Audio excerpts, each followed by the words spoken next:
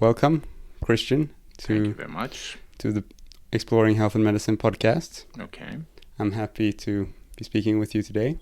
so am I. Yes. Speaking with you. Yes, of course. Mhm. So I was thinking we're going to start off the conversation talking a bit about how do you measure sleep in your research? Can you give us an overview of that?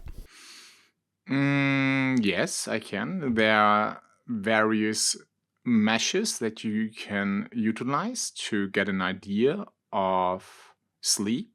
There are so-called subjective sleep measurements, where you administer questionnaires that have widely been used in the literature in both clinical cohorts, but also preclinical cohorts, so the general population, to get an idea whether certain sleep difficulties, or to get an idea about the frequency, the duration, and the severity of sleep difficulties in either a clinical cohort or the general population. But beside that, you can, of course, also objectively measure sleep. And for that purpose, we use polysomnography, where you typically attach electrodes on the skull to measure the activity of your neurons, the activity of your brain. And then we have also electrodes located around the eye to measure eye movements. We have electrodes located here around the chin to measure the activity of the voluntary muscles, skeletal muscles. But you can, of course, expand your polysomnography also by measurements of oxygen saturation, breathing efforts, which are often called also respiratory efforts, leg movements, and so forth. It depends on your research question, Of or course. if you're a clinician, on your clinical question. But recently, we have switched from this classical polysomnography setting toward more use of sleep variables and neurables, because we think they are better variables, such as a headband that you pull over your head, which somehow works similar to the polysomnography, but has, of course, not the same resolution, but has been validated against polysomnography because first of all, it's more convenient for the experimenter. You just pull it over the head of the participant, and it is also more convenient for the participant because you're not wired to a machine and you're more or less very immobile and cannot do anything, and you're maybe quite stressed of being aware of all these wires. And you can, of course, also use other things if we also want to look into breathing patterns during sleep, because we have an interest in obstructive sleep apnea. You can have like a device below your mattress that measures like chest movements, measures sound, breathing sound, and heart rate variability, and so forth. So even our sleep lab has gone through some kind of digital revolution. And why do we do this? Because they are far more convenient. I think it mimics also better what we consider the sleep at home situation. Because many people say, yeah, polysomnography, well, you tell me this is your gold standard, but if I sleep with this, my sleep is a mess. Yes, and this is not at all Yeah. representative. So the measurement method actually reduces the quality of the sleep. Yes, absolutely. And that's, of course, one of the biggest challenges with polysomnography, yet being called the gold standard in our field to, if you even combine this, let's say, with video recordings, to get a thorough assessment of sleep and underlying pathologies. Many people, often you can only do this for one night because it's quite expensive. You need staff, you need a room and a good setup and so forth. And then you need also someone who analyzes this. And these new techniques, they are very convenient. It does not require that much of expertise. You can do this, and often they even utilize like algorithms that right away after you have slept with these devices provide you estimates that are of interest for either your research interpretation, but also for your clinical assessment. So this is also one of the reasons why I actually, thanks to Klaas Kolander, started a sleep lab in the third semester of the medical program here at Uppsala University, where students have the chance to use various sleep trackers, and also not only to reflect on their own sleep, but also to get an idea how useful such sleep trackers could be for certain sleep disorders. Yeah. I think we really have to, be quite open-minded toward technological developments, because I think there's a lot of potential. But of course, most of these devices still have a considerable room left or space left for improvement, because it's of course important that you have reliable devices, and it's not like throwing a coin. Yes. Yeah, exactly. How reliable and valid are the measurements that a consumer would get if they were to go out and get one of these devices? It depends on some of these devices have been validated against the gold standard polysomnography. I know, for instance, that these headbands, especially the Dream Band, is doing quite well, or another headband called Z-Max, but I think they are not really like, available for the vast majority of people. It's more for research purposes, but they are quite good and have been validated. But also Fitbit, they have done validation studies and looked into this, and Fitbit is maybe not as good in terms of discriminating sleep stages as good as polysomnography does, but it is quite good to get an estimate of total sleep duration.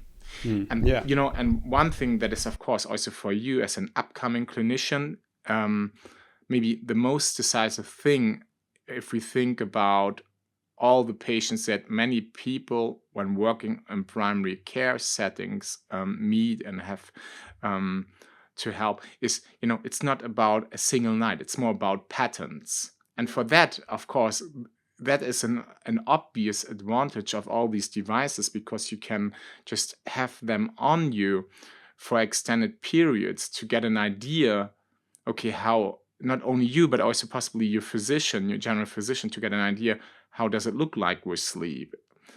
But of course, I will, always, if you have like a suspicion, I would say, let's say with obstructive sleep apnea, because you use certain devices that also collect parameters such as breathing because of sound or chest movement, you always want to have then a validation by more clinically accepted tools, such as in case of obstructive sleep apnea, pulse oximetry. Yes. But many people are not, for instance, aware of that they suffer from obstructive sleep apnea. Yeah. And that can be, of course, kind of a game-changing situation if you would use wearables or neurables that give you a hint of whether you may suffer from this, because then you start having awareness of this condition, and through collaboration with your general physician at the healthcare center, possibly get then a referral to a sleep apnea center. So I think I'm quite positive toward all these wearables and neurables, but I'm aware there are, of course, also many that are merchandised and promoted in a way that people could believe, this is like super, super accurate. Yeah. But you have to be very careful, because there are also problems with these devices, these consumer trackers. Why? Sleep trackers, why? Because often they are validated in convenient samples. That means people like you, young, healthy, med students that are available at sure. Med students are anyway the best studied population in the entire world. Yes, at least if you look into these experimental studies, especially preclinical studies. And of course, if you think then about a patient profile that you may meet when you work later as a physician, this is not, the typical patient that you have. And then you have, of course, to make sure that these devices work equally well with them. And if you, for instance, think about some devices like Fitbit, they have like the Fitbit measures movement. It can measure also the more sophisticated devices, possibly also something like oxygen saturation or desaturation, but it also measures by means of light, and of course also that also applies to oxygen saturation. It measures through light that goes through the skin and hits the vessels, like volumetric changes, but then also possibly oxygen saturation status. But if the skin, for instance, is dark skin is not, which contains a lot of melanin, not as transparent. Or if you have a lot of subcutaneous fat, what you have, for instance, when you suffer from excessive weight, then it may not work as well. So you have to think about some possible sources that can, or conditions, parameters that can also mess up these measurements. Yes. Right. So I understand that you are quite liberal in general as regards. And I don't have to disclose anything. I'm not like a consultant to any of these companies. Yes. Yeah, and I am too, because in my perspective, these wearables, if they are improved upon continuously over time and do better and better measurements, and maybe you can over time get devices that are adjustable so that they can measure also in people with dark skin, for example, or with more subcutaneous fat. If there are these incremental improvements of these technologies, then this is really how we will be able to, I think, and it sounds like you think so too, how we will be able to, at a large scale, understand the truths of every single patient as regards how they sleep. And absolutely. And I think another very important aspect is, if you think about the profession as a medical doctor, often you're in touch with the patient for the first time.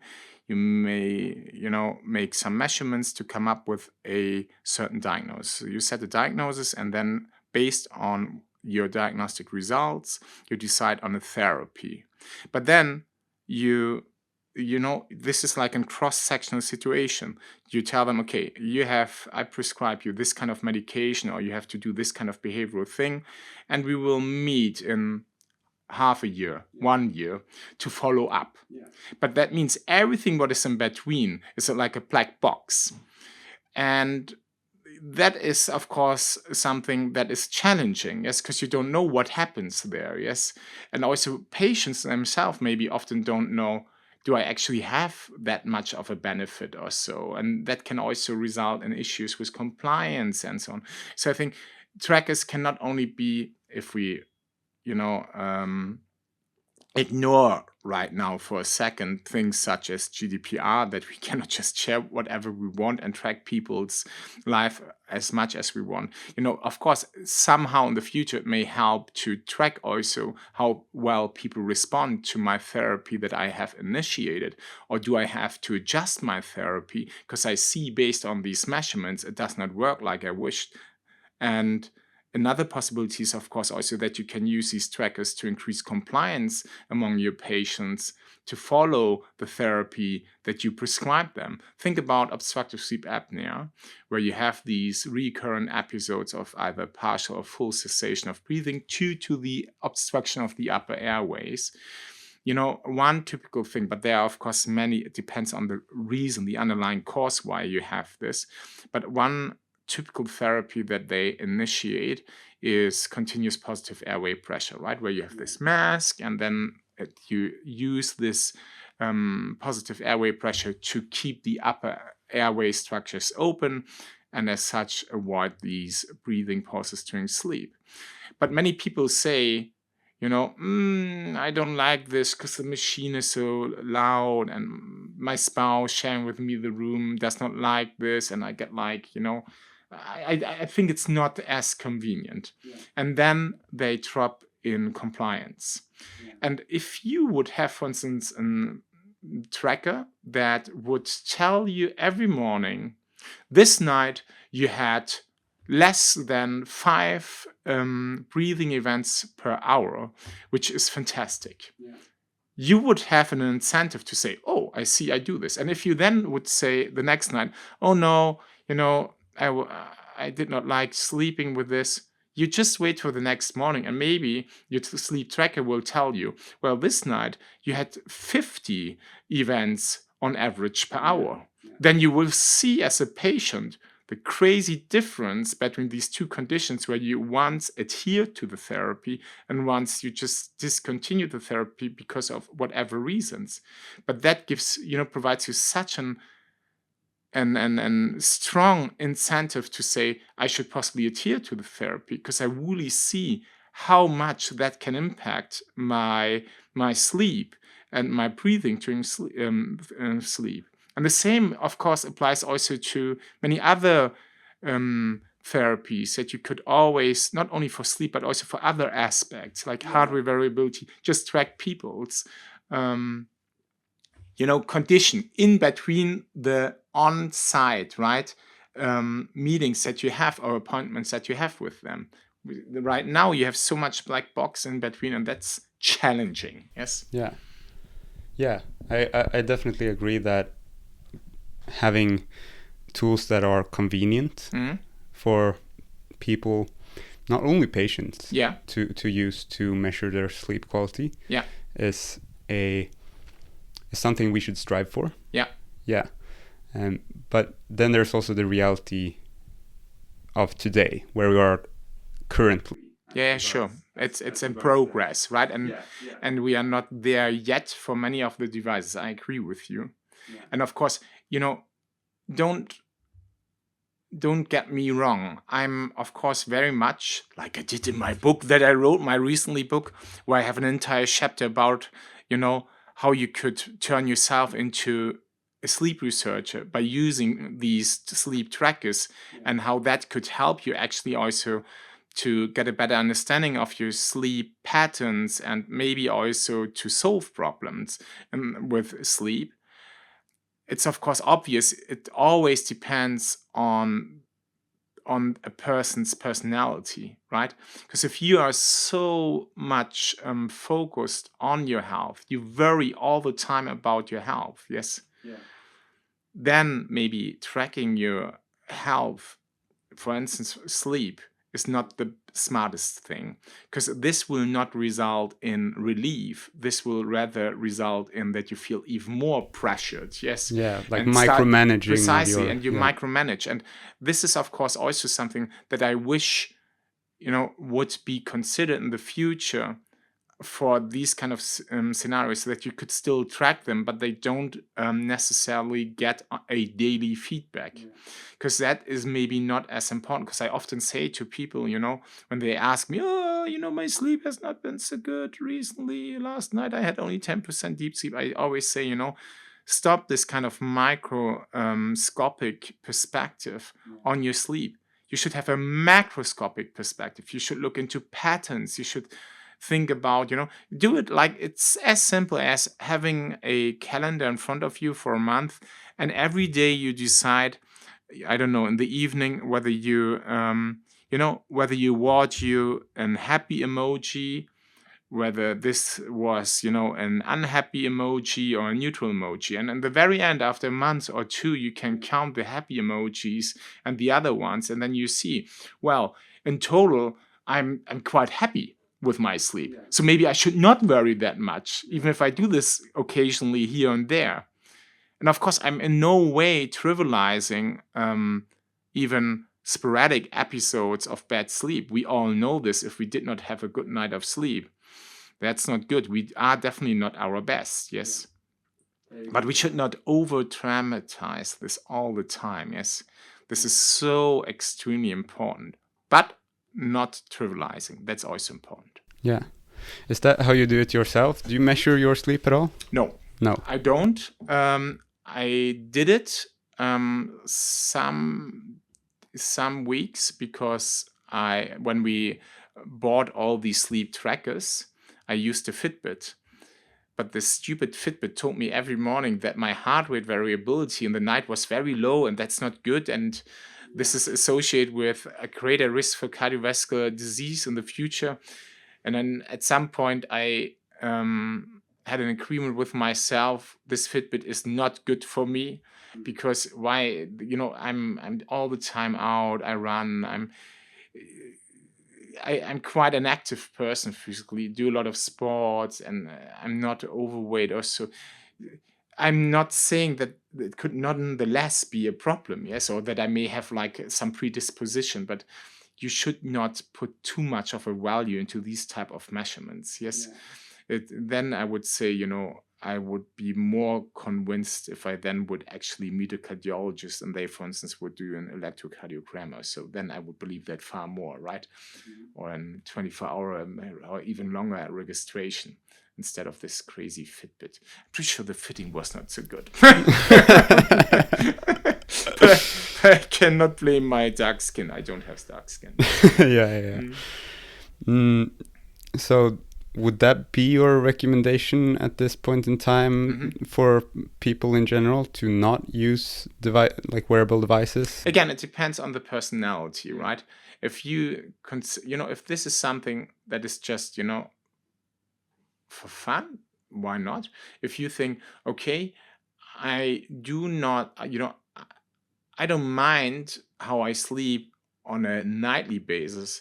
I rather focus on a pattern over an extended period. That's also fine if you can have such an agreement with you. But if you have this kind of very microscopic perspective on things and you worry all the time, I would not use it. Or maybe I would use it, but I would make sure that you cannot get hold of the estimates each morning, right? Because they would not be beneficial. And of course, we speak so much about placebo, and there's of course also like this nocebo effect, right? That things can always, my expectation, my anticipation of what that will result in can also be quite negative. And that's not good for health either, yes. Yeah. Sounds very reasonable. Yeah. I agree. Yeah. But so let's say a person is interested, does this for fun, looks at their data maybe once a month or something. Do you think that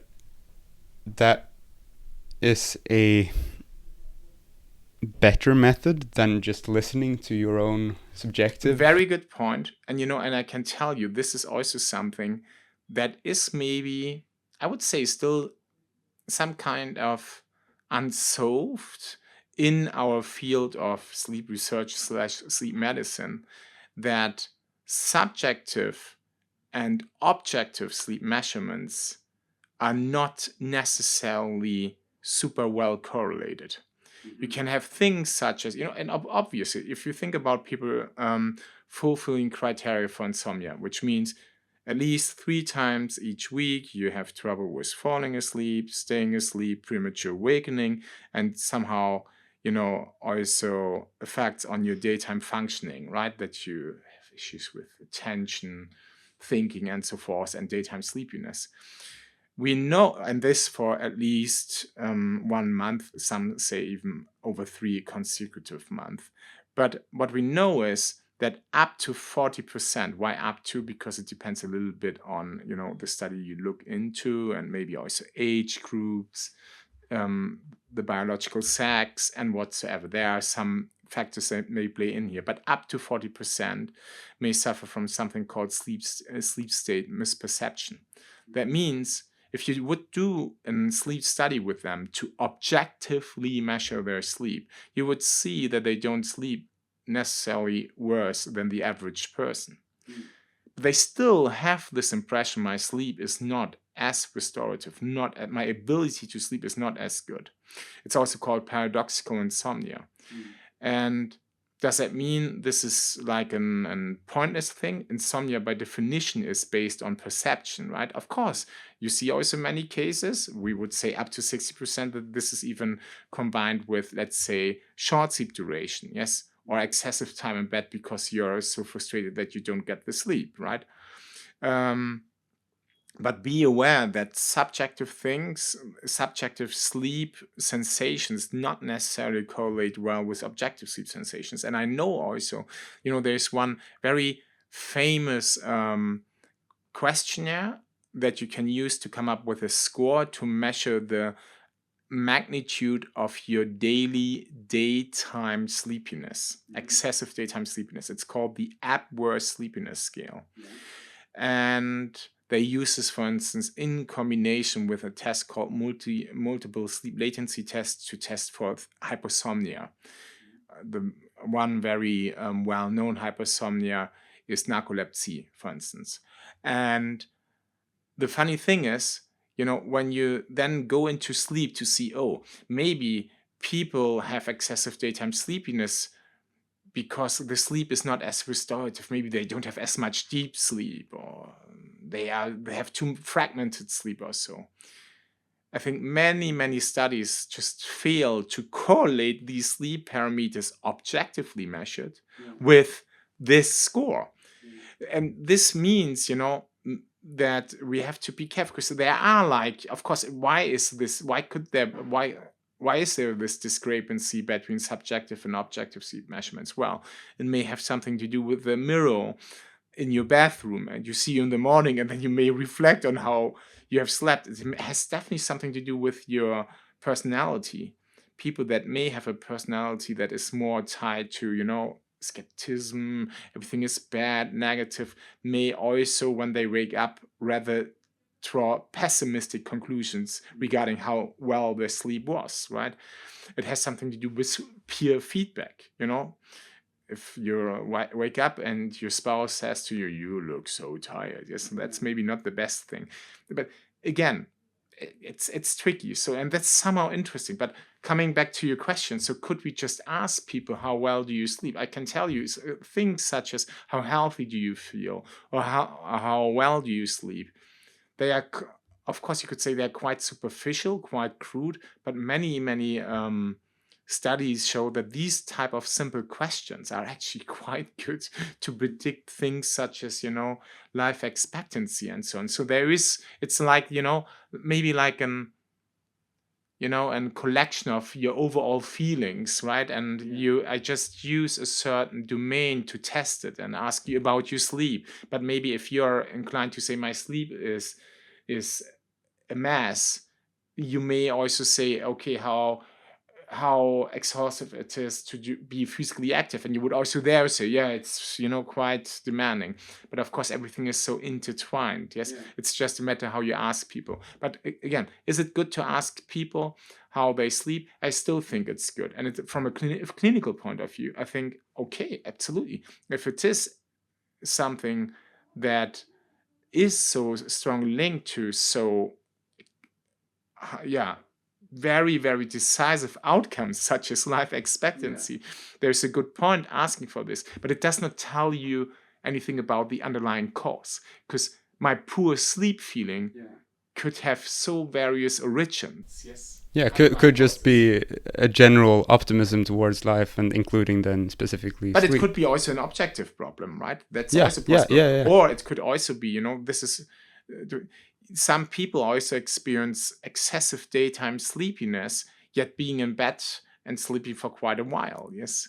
So they may not get the restoration from sleep, or they may have struggles with staying awake. Yes. So it is complicated. Yes. But it's still, of course, a valid point to ask someone, and if about their sleep, and if they overall say, I'm not so happy about my sleep, and I have the impression or the feeling this holds for quite a while, I would say my alarm bells would ring, and then, of course, you have to look into it. Why? Yes. And it's not always so simple, just, you may have too much stress and so on, But how much time do you have when you meet someone and this person tells you this, That's the tricky part. Yes, because you have only limited time resources for each patient to come up with then a diagnosis.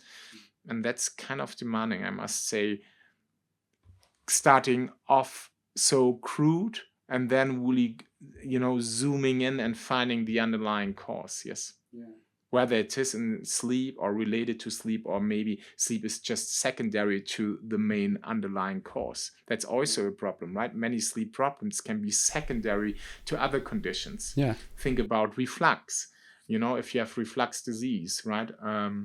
Gastroesophageal reflux disease, GERD, which is so funny because if you pronounce it in German, it's Gerd, and Gerd is a first name in German. Yeah. So if they would know all the Gerds, that they are named, or their name is at least for those working in medicine, an indication for reflux. Maybe they would no longer call themselves GERD.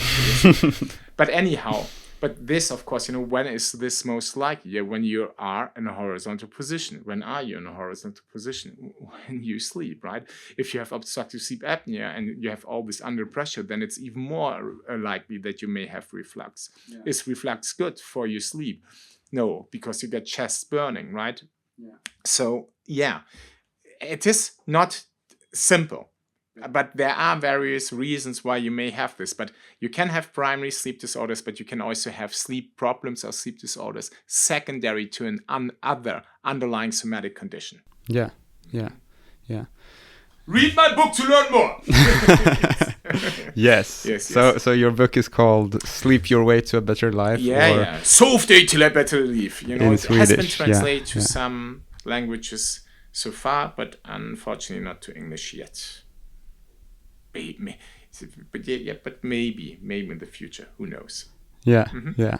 And you can find it as an audiobook as well, right? Yes. Yeah. And it's Swedish, and the preface is the preface was recorded with my voice. I had the honor to record the preface, and it's quite funny Swedish. Nice. But not more than this. So it's about 2 minutes or so. Mm-hmm. Yeah. So I'm thinking we're gonna go over now a bit more to how one can improve their sleep. Yes. But just before we do that, what would be your, like, as we've covered, it depends on the situation, the personality, but the health condition. Yeah, right? yeah. Mm-hmm. But is there anything you can say in general about if someone is personally interested in improving their sleep? They're interested, but they also don't want to go overboard and micromanage. Yeah. How can they measure their own sleep in order to be able to evaluate whether these improvement methods that we're going to discuss soon, whether they're working or not? But again, even if there is some discrepancy between the subjective and objective sleep measurements, I still believe there is a lot of balance to the subjective measurements. And even if this does not really sound so advanced and fancy, but maybe there are even such kind of apps or so where you just use such kind of emoji system, right? But just do this over prolonged periods. And of course, maybe you see, every Thursday, from Thursday to Friday, I don't sleep so well. Why that? I meet my friends and we have 50 drinks, yes. Yeah. So then okay, that might be related to alcohol or so, right? I just this helps you maybe also to identify pattern in your overall pattern that are maybe tied, or patterns that are tied to unhappy emojis, and then you could also look into this, why this. But of course, I still like also sleep trackers because, like I said in my book with this, you become your own sleep researcher. What you can do also on a more short-term, from a short-term perspective, you can of course also test certain things. Yes, you can titrate certain behaviors and see, okay, how long can I go without having an effect, an undesirable and negative effect on my sleep. Many people, for instance, say, when I consume caffeinated beverages, we are here in Sweden, and Sweden is the country of fika. Yes, means they want to have a lot of coffee and cakes and cookies and so on. And they do this all the time. It's like a religion. Yeah. So, and I think Sweden belongs also to the top countries worldwide in terms of annual consumption of coffee per person. So there are a lot of people that need a lot of coffee. But then, of course, people say, but when do I have to stop? And you could use such a sleep tracker to test this yourself. Okay, if I have my last cup of coffee 4 hours before intended bedtime, I have no effect. If I drink the entire day 10 cups instead of 12 cups, I have no effect. You can play around based on timing, based on the amount that you consume to see where do I have some kind of tolerance. And I think for that, sleep trackers are quite cool because they give you right away and feedback on what could be a possible impact, and then you can adjust. Yeah. And this, I think, is quite a joyful and funny thing, and also like a little bit of challenge. Yet I'm not saying, you are not allowed to deviate. Well, today is Friday, and if my wife asks me tonight, should we have a glass of wine? Then I'm not like, oh, I have to read my book. No, I should not drink alcohol because it's not good for my sleep. Yeah. So I don't drink a glass of wine. You should not overdo it. Yet I applaud everyone who's abstaining from alcohol, no doubt. But I think that deviation from what we consider the optimal thing is part of life. Yes. Yeah. You cannot eat every day, the healthiest meals and foods. Sometimes you have to deviate and you say, oh, and now I eat a candy, or if you eat a piece of cake, it's not so healthy either, right? But life cannot be like this, that you just opt for the optimum irrespective of where you are, in which situation you are. That's just awkward. Yes. Yeah. So that's a balance. Balance. Lagom. Yeah. You call this in Swedish lagom. Lagom. Yes. Yeah. Mm-hmm.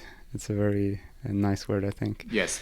And that, I think, is personal to each individual as well. Yeah. Like some people want to live more health optimized, and some people want to be more liberal with their alcohol use, for example. So that's something that each and everyone has to decide for themselves, don't get me wrong. Of course, I'm in no way say, oh, for instance, when it comes to alcohol, use sleep trackers to titrate how much alcohol you can have every evening. Because of course, if you have alcohol on a daily basis, you have definitely a problem. Yes. Even if you have it on more days, more than half of the week or so, I would say, you really have to look into this, whether this has become a habit and maybe also somehow an addictive habit. Yes. Yeah. So I'm not arguing that you should find there things that are possibly tolerable for your sleep, because it's not only sleep that matters. Your liver also needs recovery. Yes. Yeah. Mm. Yeah, I wonder if there are people who use these sleep trackers in that way, because I know. You know that people do that. Because I met actually one of the guys who came up with one of the sleep trackers that is super, super, super successful and popular. It's a ring, and we are not promoting here now brands, but it's a ring that you can use to track sleep and use similar parameters like Fitbits. And I was in northern Finland to give a lecture about why we sleep. And then I met the CEO of this company, and they were still in the phase of starting off. And now I think he's like super rich. And then I met also another guy who used this ring. And he was, maybe Finnish people are just so funny, but he was hilarious because he said, "Christian, are you aware of this ring?" And I said, "No. It tracks my sleep and also my heart rate. And last night I had 10 shots. And I noticed my sleep was not really the best. So tonight I will have 8 shots to see whether it will become better." Yeah. So, of course, some people apparently use it to get like this kind of idea. What is still tolerable? Yes. Mm. Yeah, I see. But of course, this is just a joke. So you should, of course, not find like a good threshold on a daily basis of alcohol consumption. Yeah. I mean, there are ways to misuse everything, I think. Yes. Yeah. But if one intends to use such measurement devices like a ring or band on their wrist. What values do you think they should care about? Like total sleep we've talked about is total probably sleep duration interesting. is something that is a good hint. Your overall feeling, if you don't fulfill like these insomnia criteria, because then you may suffer also, at least to a certain degree, of the sleep state misperception. But I would say, of course, how well do you feel? How well rested do you feel throughout the day?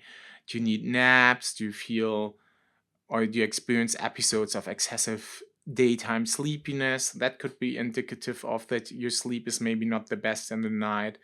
Do you have to drink at least 2 liters of coffee to survive? And if you don't, you are super tired, then you also know that you may have struggled with your sleep, right? Of course, when it comes to breathing, if you have a spouse who still loves you, they may tell you. If they don't love you, they don't tell you. Yes, that you don't breathe so properly during sleep, something like this. But then, of course, total sleep duration, I think this is something that is okay, I think if you believe research, that's also a funny thing. It's, people increasingly in the field of sleep research / sleep medicine increasingly pay attention to sleep regularity rather than sleep duration, because they have even tested this and have seen that if you have regular sleep timing, meaning, I sleep every day from, I don't know, 2300 to 600 or so, yes. So I never vary much in terms of bedtime onset and offset. This has a greater influence on my life expectancy, if we use this as an outcome, than the actual sleep duration. Yeah. And so sleep regularity somehow outcompetes sleep duration in being a positive predictor of your life expectancy. And that is, of course, something that you should also consider, right? That you do day in, day out, always the same thing in the same order. I always advocate for, of course, when it is bright, you're active physically, cognitively, you expose you to daylight. We'll go into depth precisely. But about in the that evening, soon. you have to wind down and all that stuff. But all that is tied, and also like stable meal patterns is tied then to this kind of regularity concept, because then sleep will be also automatically quite regular in terms of timing. And this is also kind of important. So it's not only about sleep duration, and sleep duration can, if we now for a second ignore sleep regularity, they say it's around 7 to 9 hours for adults, and we speak now here mainly about adults, but on a daily basis.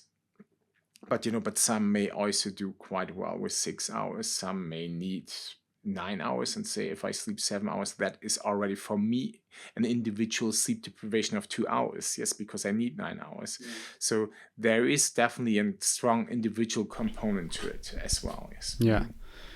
And then do you think that people should go on their subjective feeling, like if they feel well after 6 hours, then that's enough, or should they?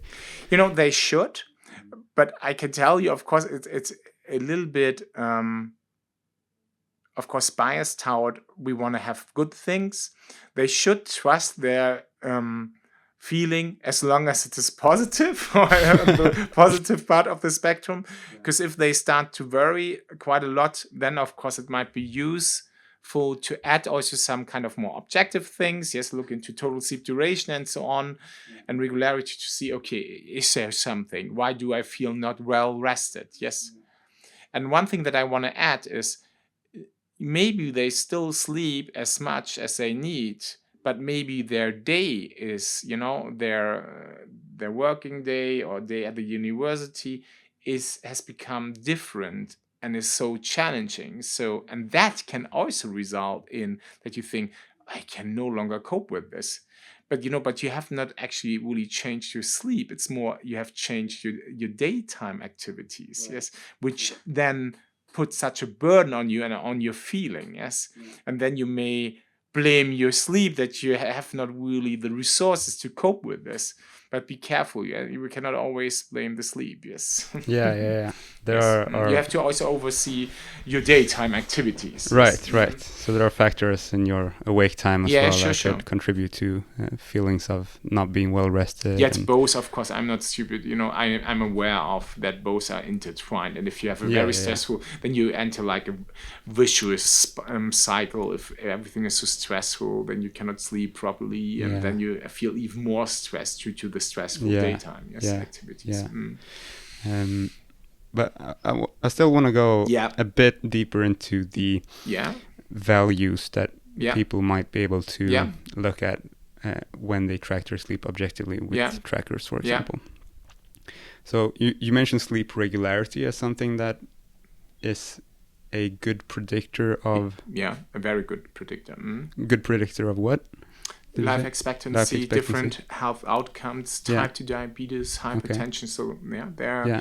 But it's emerging. So more and more studies Yeah. indicate that is Okay. something that we should really consider. And if you listen to some other podcasts, which you should not do because this is the podcast that you should listen to, I also notice, because of course, I'm a sleep researcher, but I'm also quite open-minded toward everything that happens in the field and also what people discuss, because I have to be up to date. And I noticed that also this concept of sleep regularity is increasingly receiving attention also by everyone working in this field or speaking about sleep. Yes, because there are more and more studies to suggest it's so decisive. Yes. Yeah. So decisive. I don't want to overtone it, but you know what I mean. Yes. It seems like it's quite It's important. relevant. Yeah. Yeah. Then we have duration, Right. But when it comes to sleep stages. yeah, that too. But I want to stay at sleep Yeah. regularity for a second, Right. because it cannot really, like in these trackers, in the apps Yeah. where you get the data and see the Yeah. results, there aren't any, this is how regular your sleep has been But regular. I promise you, Is there? No, No? but I promise you this will come soon. Okay, Because they are not okay. stupid. Of course, Yeah. because like you said, this is consumer wearable technology. Consumer is not the word for patient. It's not interchangeable. Yes. So it's mainly for earning monies. And of course, they are aware of that people wish to have as much information as possible about their health and life so that they can biohijack it. Yes. And of course, sleep regularity, I'm not, maybe there are already some apps or variables that already offer this, but I'm convinced in some years sleep regularity is definitely a measure in it that you will also get as an estimate. Let's say after, like you get every Monday, isn't it like this? I get every Monday or around 9 o'clock feedback from my stupid iPhone. You spent so much time in front of the screen last week. And I can imagine that similar notifications will pop up, let's say, on a weekly basis, on Monday, 9 o'clock, your sleep regularity score was brilliant last week, or you were quite irregular. You should really get back to more regularity. Yeah. Of course, because they can earn money with that. Yeah. And now that there's more and more science coming to show, as you say. It's supported by science. Yeah. So consumers follow, like consumer demands follows the science, and of course they are very happy because science increasingly uses them to because again, like we in the very beginning discussed, polysomnography is of course the gold standard, or represents the gold standard, but it's so expansive. It's limited often just to one night or so. Yes.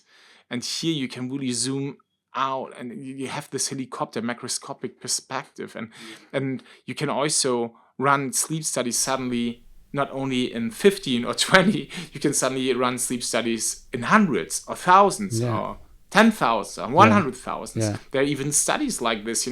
There's one big cohort study from the US. It's called, I think, All for Us, and I think with so many people, nearly 1 million, if I'm not totally mistaken, but at least 500,000, but I think it's nearly 1 million. And I think they had like a subsample that wore is Fitbit. Yeah. And there are papers where they have looked into Fitbit derived sleep estimates and, you know, various health outcomes. Published one recently in Nature Medicine.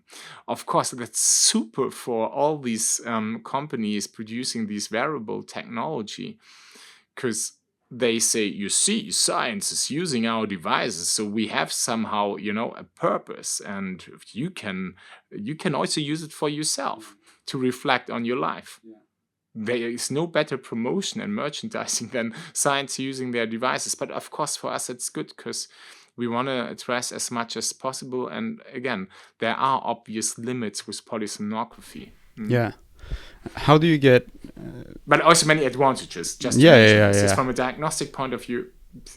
I'm in no way say here that polysomnography will no longer exist in 10 Yeah. years or so, because there are disease conditions that definitely need this. Or if you think about, if we for a second forget about sleep, you know, just think about neurophysiology, epilepsy, you know, you need like EEG registrations. You cannot use like these trackers. I don't believe this. Maybe the headbands, but they often have not the resolution. So you cannot say this is not a valid clinical tool, but we just speak about how can we reach out to as many as possible. And of course, find a denominator that is fine in terms of we still get a lot of information, yet being aware of it's not the best. Yeah, it's not the gold assessment. standard. It's not the gold Yeah, standard. yeah, You always have a trade-off. yeah. Of course. Do you get financing from these No. wearable companies No. for any studies? No. None at all? No. Okay. I remember, that's a funny thing that you ask, because I remember that Huawei. And you know, and this was a funny thing because I did not know how to pronounce them. And I'm a German and I said, Huawei. And when I spoke, unfortunately, one of my postdoc who has now his own group in China, he said, it's pronounced Huawei, Christian. Yeah. So then I learned this because it would have been quite embarrassing. Hey, guys from Huawei. But yeah, Huawei. I had once a conversation with, I think, quite a high guy there in the organization and another one. And they said, oh, we would like to collaborate with you and see how we could use this. But this is, I would say, about 10 years ago. And I was so skeptical because I can tell you, and that's also important as a scientist, that you reflect on your own opinions. And often you learn also as life goes on as a scientist. What you thought 10 years ago may not be that what you think in 10 years later, right?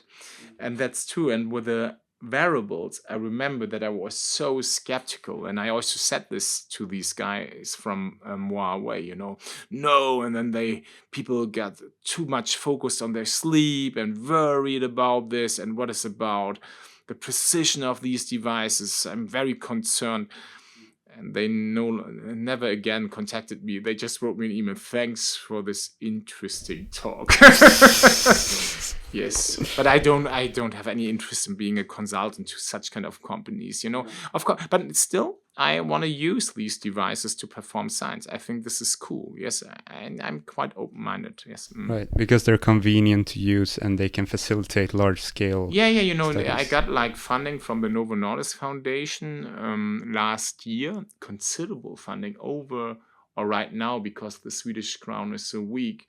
It's from Denmark, 14 million Swedish crowns. So this is a lot of money to perform a study in a cohort of people suffering from either overweight or obesity to look how sleep parameters like regularity, duration, quality, breathing, and so forth, how they may predict certain health outcomes. And the aim is to include around 200 people, which is kind of a mission to do this. And this will, of course, also run over several years, but how to assess their sleep. And that's, of course, also a criticism that you often get if you perform in-depth studies.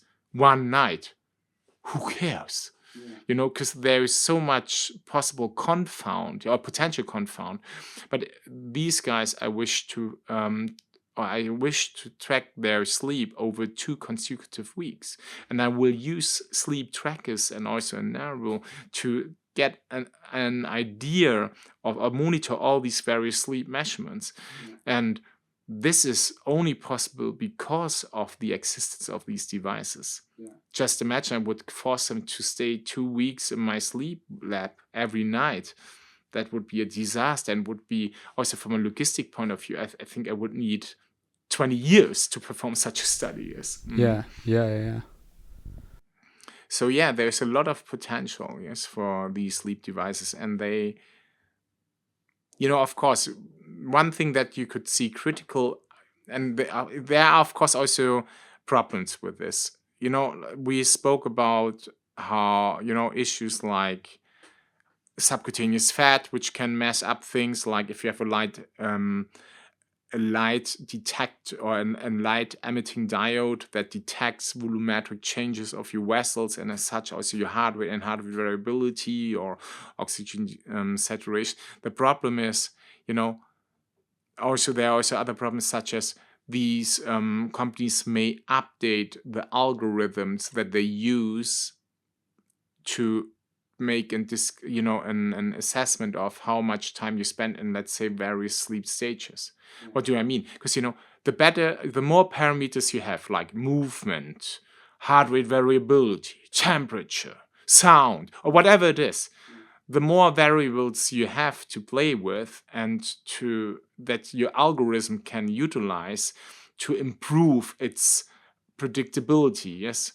But the problem is when they change this and you're in the process of doing a research and suddenly they change the settings, even if this is just small, yes, that is of course suddenly you have something that is not the same that you applied in the, let's say, for this first 50% of participants.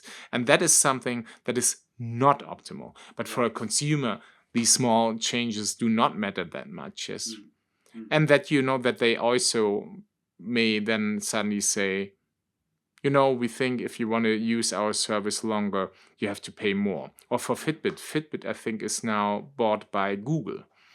And typically you had like an interface, you had an account, and then you could access your Fitbit data and so on. You can no longer do this. And that's, of course, also from a scientific point of view, a disaster if suddenly settings change and data are not available, or they may change the device, because of course you know this on your phone. All the apps all the time get like updates and updated, and you have to know as a scientist what is updated. But companies don't tell you, yes, because why should they tell you, yes? Right. So it's good, but there are of course also problems. Yes.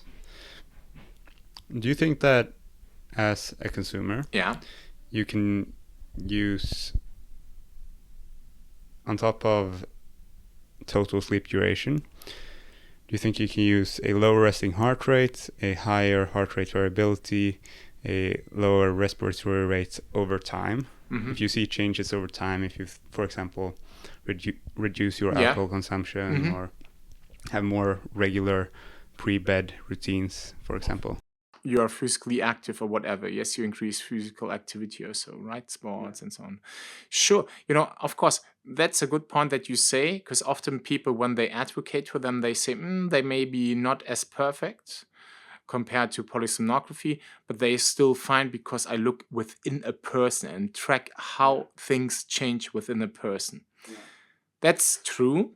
But still, of course, you need some kind of precision, right? And if you have the impression a certain parameter is very poorly assessed, yes, even if you have like a opportunity to follow the course of this parameter within the person over time, the measurement may be so confounded that you cannot really trust at all what it tells you, yes. But normally I would say for most measurements, that's definitely okay, yes, that you use yourself as a reference to see, do I deviate from what actually represents for me like a typical average. That's also something that I can definitely imagine that they do this, that they say, okay, and they often do this, right? In January, you slept on average 7 hours. Now, being at the end or at the beginning of March, I see on February, you slept only 6 hours. That's 1 hour less on average than you did in January. And then you say, oh, what happened there? Yes. Then they, of course, often you have, advices pop up what you can do in order to improve your sleep, more like general advices. So it's not really so personalized. That is maybe something that may come up in the future if you have more, you track even more things that, like AI-based algorithms can say, yeah, you slept now 1 hour less, and I noticed this and this kind of change. You're less physically active or so. So maybe you should really be more physically active, and I propose you for the next upcoming weeks this kind of program. So that you get right away also response. That's of course crazy and sexy, so that you have like an active interface, right? Yeah, it's a lot of fun. Because then we no longer need medical doctors. It's just a joke, of course we need them. But it's nice. The future holds incredible promise, of course. Yeah, I agree. Yeah. As regards things that you can do to improve your sleep, what would you say are the most bang for the buck interventions, the top 3 or 5? But if you would speak with a sleep therapist, it's of course, a regularity, a routine in the evening, the wind down routine. It should, do everything in the same order every evening, but of course, always based on that this is quite relaxation promoting. Yes. So this is not I guess for most people, it does not work if they just watch the entire evening scary movies. Sure. And then they say, oh, this is my routine. Yet I cannot rule out that for certain it works. Yes, because I may no longer as affected. But normally it's good to do the same thing every evening, and it should be relaxation promoting, because relaxation, calming down, calmness, all that is like a very important prerequisite for your ability to sleep. One thing that I would also say is don't overthink it too much, right? I know it's quite easy to say if you don't suffer from sleep problems, and I would say I don't suffer from sleep problems, especially difficulties falling asleep. But too many people just try too much. They really force themselves. I must sleep. Yes. Yeah. And I can tell you, there's also research saying, if you're, for instance, very active during the day and inactive, and I speak here about physical activity, right? You're physically active during the day and inactive during the evening and night. The greater this distance between these two things, which is also called amplitude, rest activity amplitude, the longer you will live, and you have often the lowest risk of developing a number of common diseases. And we have published this last year in Lancet Health Longevity, these based on the UK Biobank data, and we have seen these associations even hold if you control for sleep duration or things like insomnia. So it does not matter whether you have, issues with sleeping throughout the night. Yes, like a baby, and babies don't sleep not in the way how we wish them to sleep. But you know what I mean, that you're uninterrupted in 8 hours without any interruption. Even if you just rest, that's also good, because I don't like this perspective, black and white, right? Either you sleep 7 hours, high quality stuff, or you failed. That's nonsense. Think about your examinations. You can end up with having 100% score, right? But okay, but if I have 60%, I also pass the examination. And the same applies also to sleep and this rest. Right.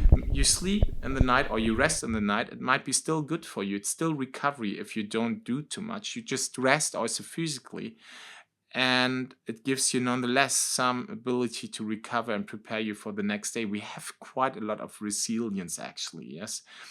But of course, this does not mean if it really stresses you, to hell, having not enough sleep, yes, that you should ignore this and just remember, oh, you told me I will have a long life and I am a happy life. Now I don't have a happy life. I feel very stressed by not getting into sleep. But again, think about this half full and half empty glass of water. It should be half full, right? And don't think or don't believe people sitting, on podcasts and telling you, you have to sleep 8 hours, otherwise, oh no, it will be a disaster. Yeah.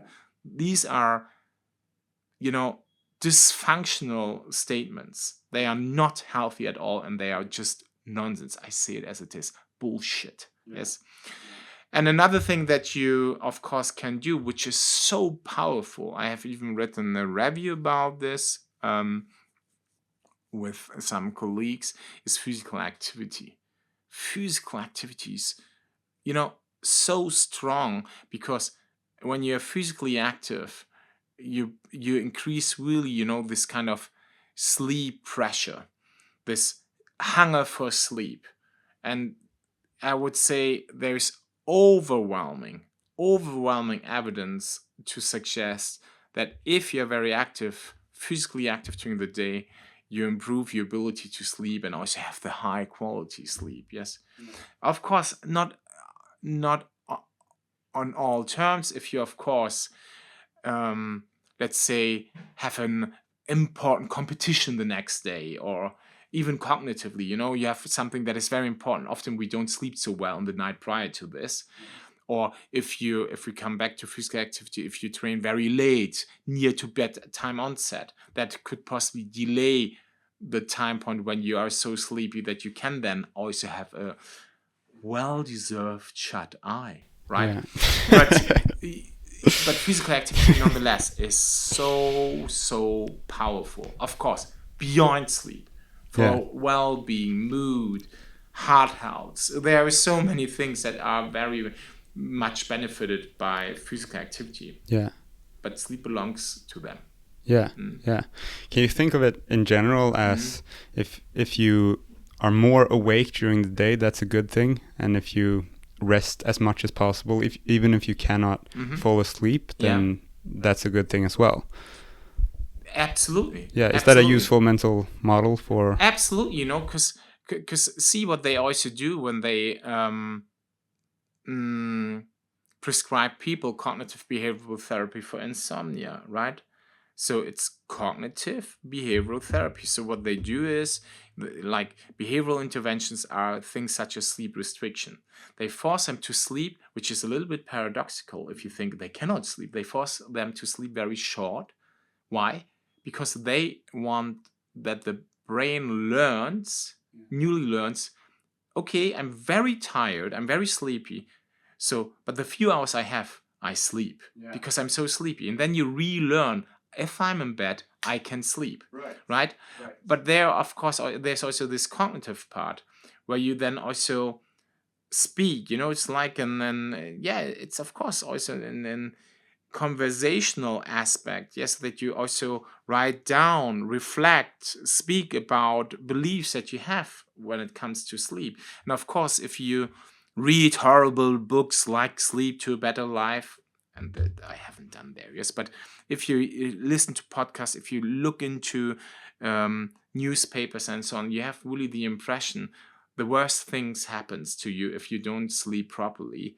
And then there are so many cognitive or so many dysfunctional beliefs around sleep. You have to sleep 8 hours or 7.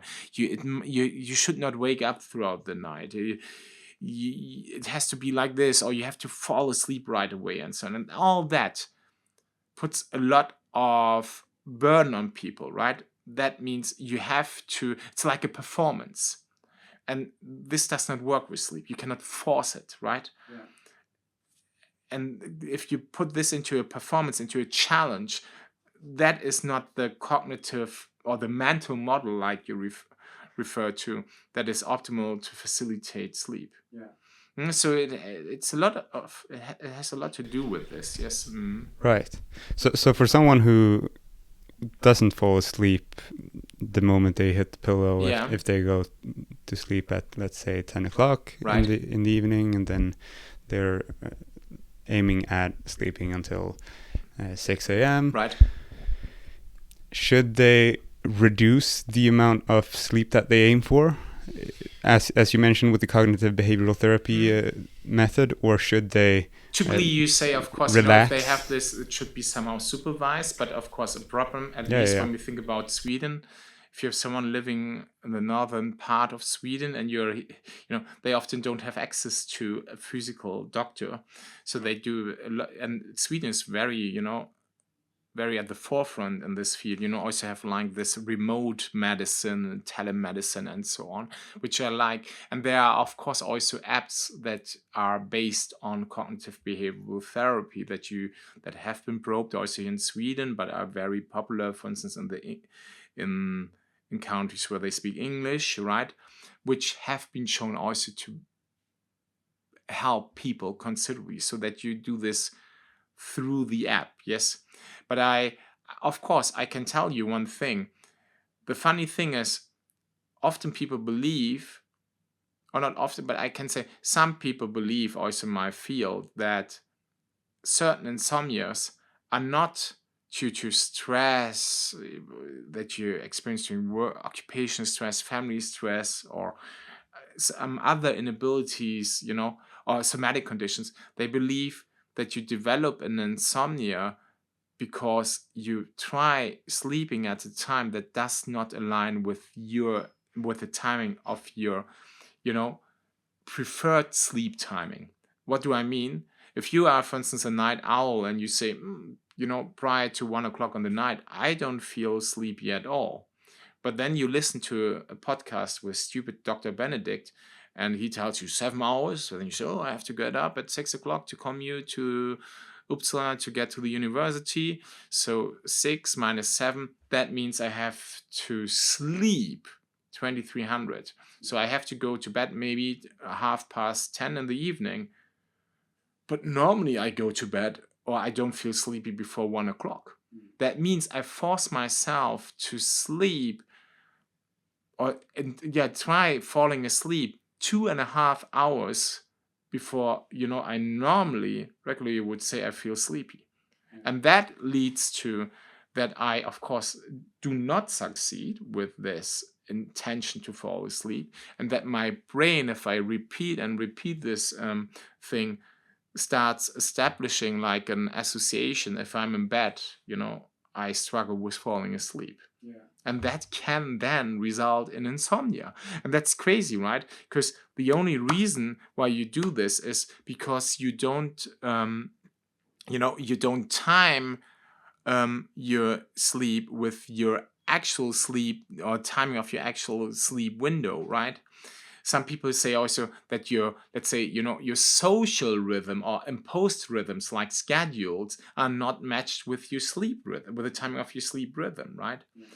It's like a social jet lag that we, for instance, can experience over the weekend when we go late to bed, especially young people like you. And then on Sunday, from Sunday to Monday, they are so shocked because they have to get back to the normal rhythm and going early to bed. But of course, it can also you can also suffer from like a social jet lag if something is socially imposed on you, work schedules, interactions with others that do not fit with your sleep rhythm, or if people say to you, you have to go to sleep because you have to sleep 7 hours, you're a teenager, but you can't sleep because the sleep need is not there intrinsically. Yes. Yeah. That's a problem. Do you think that's why so many people drink so much coffee in Sweden? I think this is an assumption, but I believe that the more a country consumes coffee, right, or caffeinated beverages, the more sleep deprived this country is. I'm convinced, or no, I'm convinced. I believe it, yes. But of course, Sweden is a country, when you look into statistics from the Swedish Public Health Agency, I think the last round when they performed like a survey among adults here in Sweden, they came to the conclusion that about 43% of adults complain about sleep difficulties. But of course, if you go to other countries, you sometimes see similar estimates. But then they are maybe a little bit lower, sometimes a little bit higher. So it's more a gut feeling that coffee consumption correlates with this. Yes, but I haven't done like hardcore science to prove it. But on the other hand, of course, coming to coffee, we know that coffee can have, or caffeine can have an impact on sleep. There is no doubt. Right, but it can also promote wakefulness in the daytime, precisely. right? So you use it as a psychostimulant to offset, or not to offset, also mitigate the sleepiness that you may have because of your shitty sleep. No doubt. Sure. Yeah, but can you use coffee in a sleep promoting way in the long term if you... I can tell you there's something, see, it also increases dopamine, and there are of course conditions, psychiatric conditions, where dopamine signaling is, I wouldn't say dysfunction, but it's not healthy, yes, or deviant from what we consider normal. And one group that suffers from a dopamine signaling that is considered deviant from normal are those suffering from ADHD. And the funny thing is, I often, when I speak about caffeine and sleep and how it acts on the brain to affect sleep-wake regulation, I gave once a presentation for students, and then a student came to me afterwards and she said, I can tell you I suffer from ADHD, and it's quite well known among those with ADHD that coffee containing caffeine can promote sleep. I said, what? But she said, you should look into this, because I'm pretty sure it helps us to normalize our dopamine signaling, because it stimulates dopamine and we get this more into a normal range. And that helps us, also against the ADHD symptoms. And you are far more, you are calmer. It has a calming effect. And that can also help with sleep. And I actually looked it up a little bit to search for this, because I thought, what kind of statement is this? But I told you, sometimes you have beliefs, but then you have to change your mind. Yes, it's actually true. Yes, it has this effect on dopamine. And if you even search for this, there are many ADHD people saying this, that coffee consumption paradoxically help them with sleep and not make it worse. But if we think about the general population, of course, we would say, be careful, because there are quite many studies that concluded if you consume too much of caffeinated beverages, and of course mainly we refer to coffee in this context, close to bedtime, then you have really big issues with your sleep. But even there you have to be careful, because it's not as simple. Why? I have published actually a letter to the editor last year.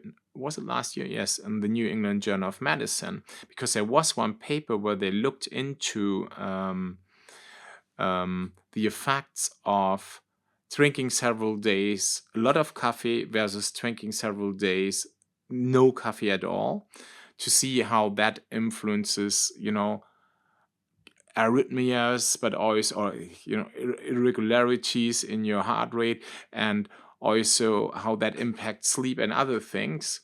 And they found that on average, people slept half an hour less in the week when they had a lot of coffee compared to the week where they had little coffee.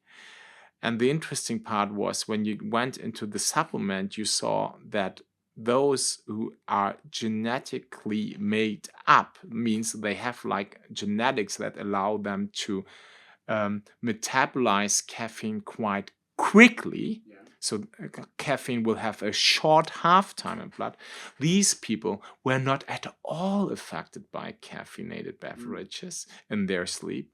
Whereas when you looked into those who were intermediate and slow metabolizers based on their genetic makeup, had even up to 1 hour of less sleep each night in the week when they had caffeinated beverages. That means also these genetic polymorphisms in or polymorphisms in genes encoding factors that are important for metabolizing caffeine, right, can have an impact how caffeine will impact your sleep and other health outcomes. So we have to take this into consideration. I can tell you to not elaborate too much on this, but it's interesting. Another important aspect, we know also that contraceptives can have an impact on caffeine metabolism. They prolong the half-time of caffeine. So that's also interesting if you are like a young adult woman and you take contraceptives, but also you can also use it for other reasons, not only as a contraceptive, but also just for as an hormone treatment for certain conditions. It will impact also the half-time of caffeine, and as such also likely the impact on your sleep. Right. So there's a great amount of individual variation Yes. as regards the Yeah, effects but this of- is so important because when you listen often to people, which I still like somehow, because people ask you, reporters, for simple, quick and dirty, advices. Then you would say, don't drink too late too much coffee. But of course, if you are fair and you consider science, you just have to say, okay, but it depends on how much you have consumed overall the entire day, and of course the timing, then also other medications, or yet it's not a medication in that sense, but you know what I mean. So certain medications, and then of course also your genetic makeup, allowing you either to quickly or slowly metabolize caffeine. So there are factors that have an impact. Yes. Yeah. Do you drink coffee? And if you do, is it because you are compensating, or is it that you think it's actually good for you?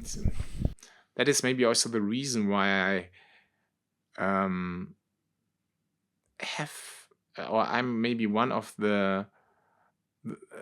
I'm one among those here in Sweden that purchased most omeprazole, because I drank so much coffee, but I have done this my entire life, and I know that I got once a diagnosis when I was young, very young, of ADHD, and they even treated me with Ritalin, but then my parents said, no, he's changed too much in behavior, so we don't want this.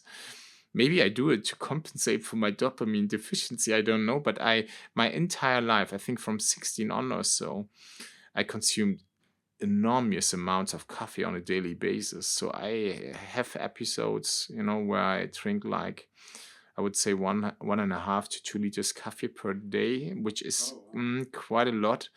And then I need again some periods thereafter to compensate for this with a lot of omeprazole and tea, because my stomach is really messed up. And then I always say, my stomach. But then my wife says, you have the most erratic eating pattern and eating habits I ever seen. Yes, because you really have like these extremes. Yes.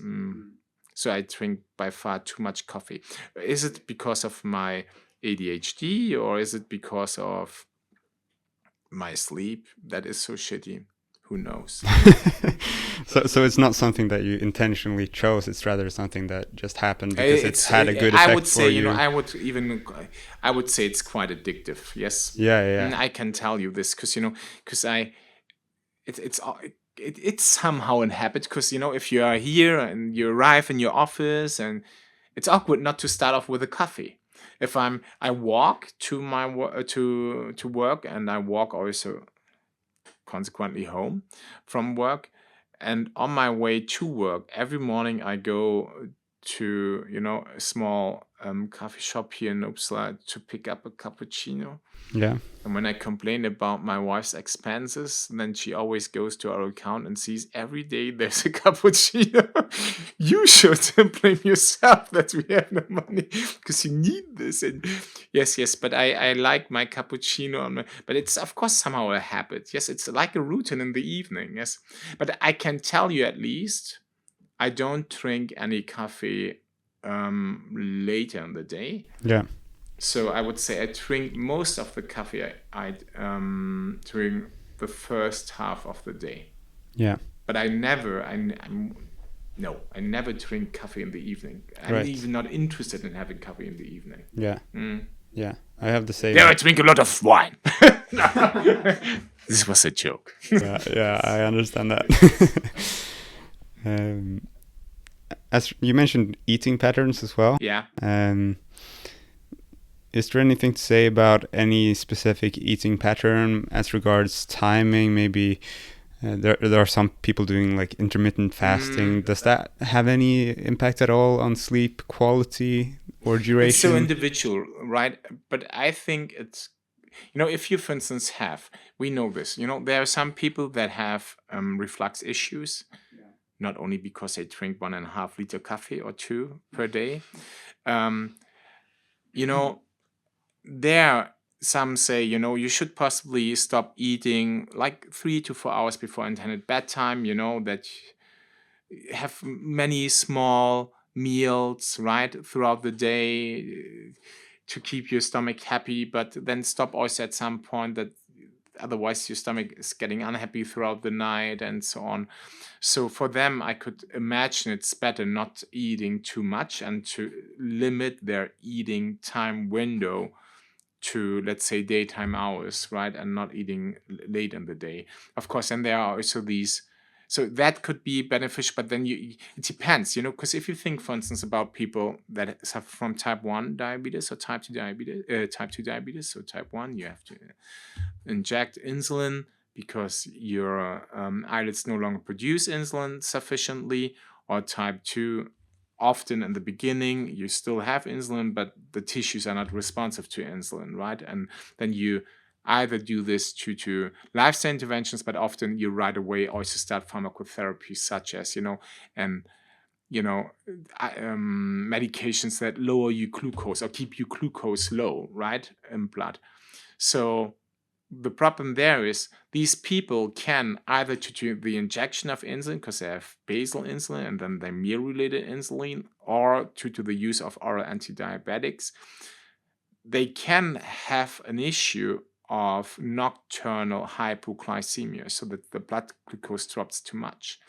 And if you would tell them, stop eating at around 1800, it's good for you, then people could be concerned if they have this tendency, that they could say, no, I would rather recommend here that they should have a late meal prior to bed, which contains a little bit carbs, to counter these effects, to reduce these risks. And I can tell you, and that's so funny when it comes to time-restricted eating or intermittent fasting, these people, I don't name names here because otherwise they may send the lawyers, but all these popular scientists speaking about time-restricted eating, they often do not consider that if you have, let's say, someone with type 2 diabetes on a medication, you cannot just say, do this, because you may have started off with a certain medication, and then they are maybe overdosed in parenthesis because they eat not as much,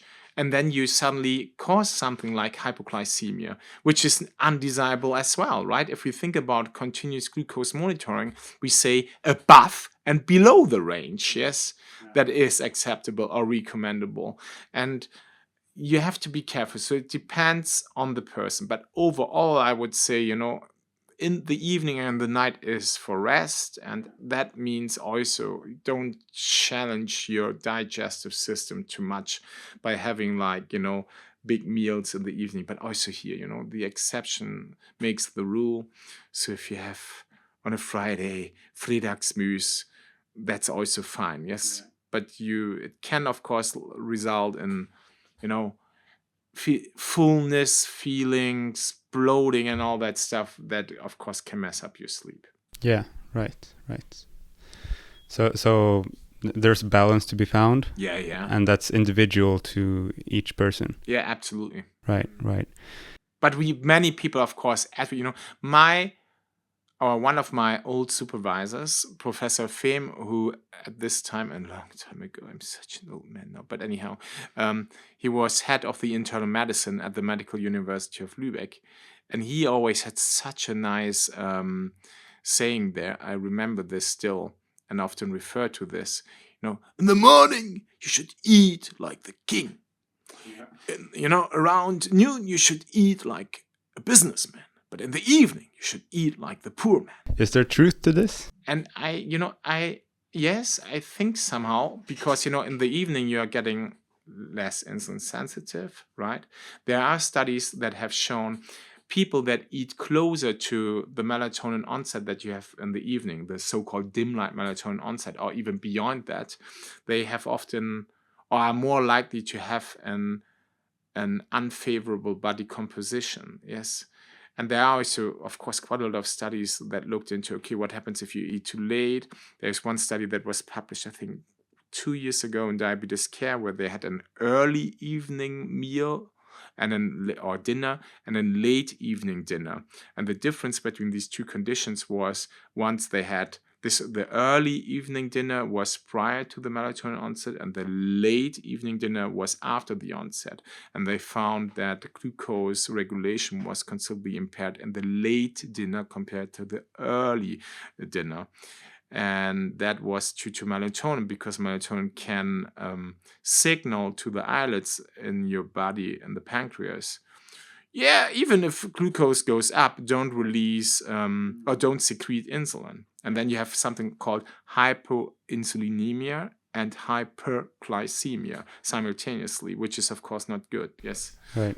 Does melatonin bind directly onto beta cells, yes, for example? Yes, it does. Yeah. So you have melatonin receptor 1 and melatonin receptor 2, or 1B and 1A, and they are expressed in many tissues, amongst others in the islets. And I think it's 1B associated, and there is even a polymorphism that is quite common in the 1B that makes this effect even more pronounced.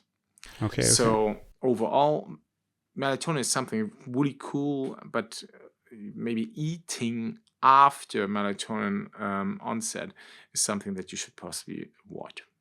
I see. At least on a regular basis. Sure. Fredagsmys, we continue. Yeah, every once in a while doesn't make a large difference. Yeah, sure. Is there anything that you'd like to add as regards, in general, how can people improve their sleep? They should read my book. Yeah, absolutely. Yeah, in my book. See, I read it as well, and I liked it. So you liked it, yeah. But I don't know whether you read my first book. I read both. So. Really? Yeah. But I hope that you saw also the evolution, because in the first one, this is also the funny thing about being a scientist. Of course, now the second one I wrote like 5 years later. I was 5 years older, had 5 years more of research. And of course, because of the first book, I learned so much about how to better, unpack science for the general audience and make it very simple, right? But one thing that I also noticed in the first book, and I was not happy about this when I published this, it was so technical, because I was so afraid of conceptualizing, because I thought then other sleep scientists will come to me and say, what is this and what is this? Yeah. But then it became so technical, what I mean with, I described certain things, certain phenomena in sleep, like sleep spindles. And then, journalists called me and said, Spuler, these sleep spindles. What is this? I don't understand this. And, and then I noticed it was too technical. And I really tried to,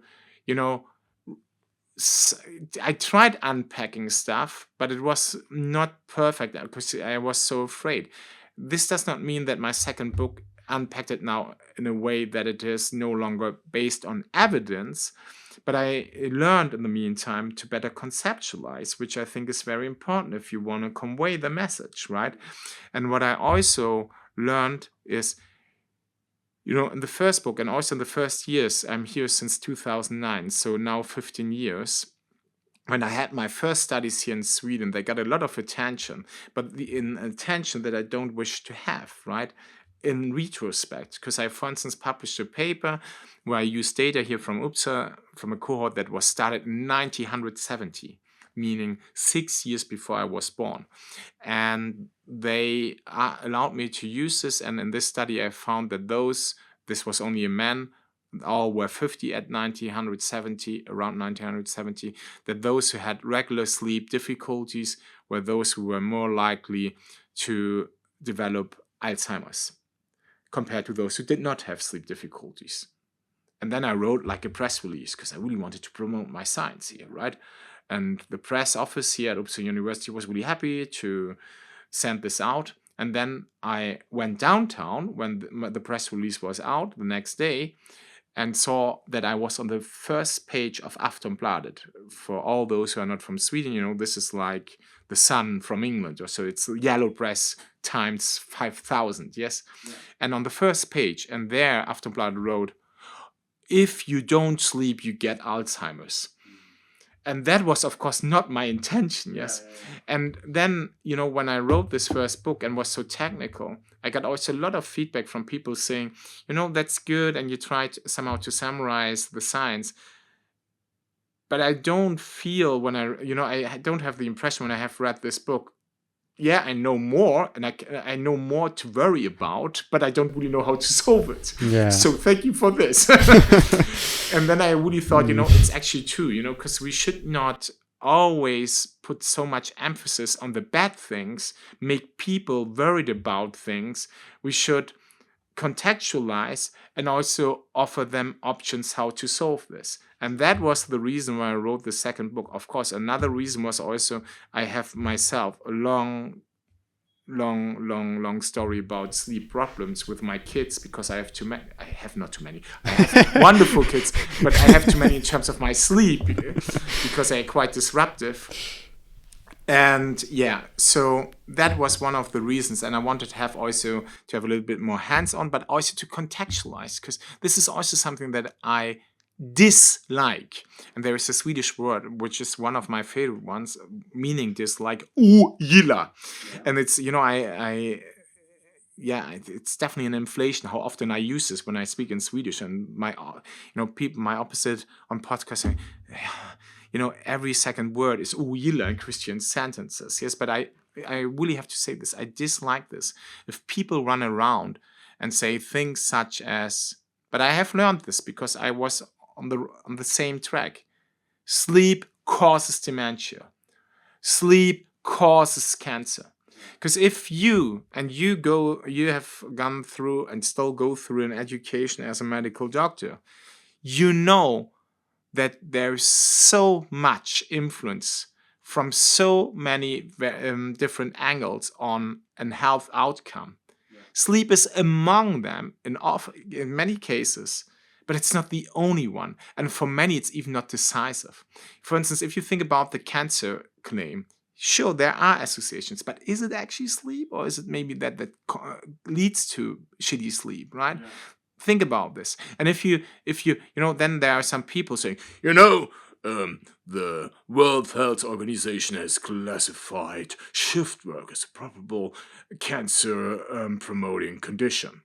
But then you go into the WHO and check, okay, what are the various groups? Probable. Yeah, but then there are things that are very obvious that they can cause cancer, like if you like having regular alcohol consumption, smoking, chemicals, genetic, then you say, okay, I have to go some steps back and reevaluate myself.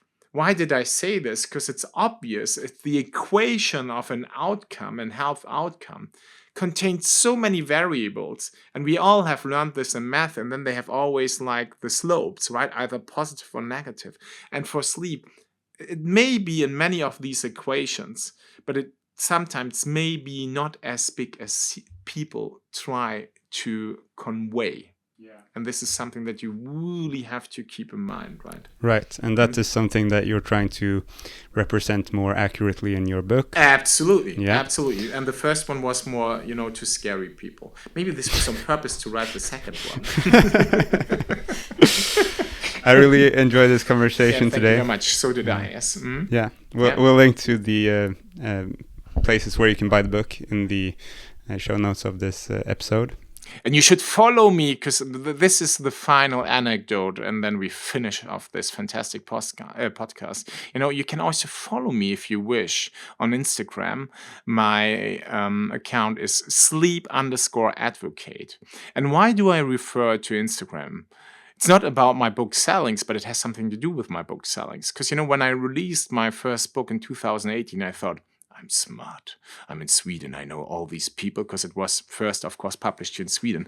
All these Swedes are on Instagram. So I started actually my Instagram account around these days where my first book was published. And then I thought, how can I promote my book? How can people become aware of my book? So I searched for influencers on Instagram in Sweden and looked into their follower list and followed as many people as possible. So at some point, Instagram told me, I got like an automatic feedback, you can no longer follow people. 6,000 is the upper limit. And I was quite frustrated, but I thought I have done a good job. Whether it really impacted my sellings or not, I don't know.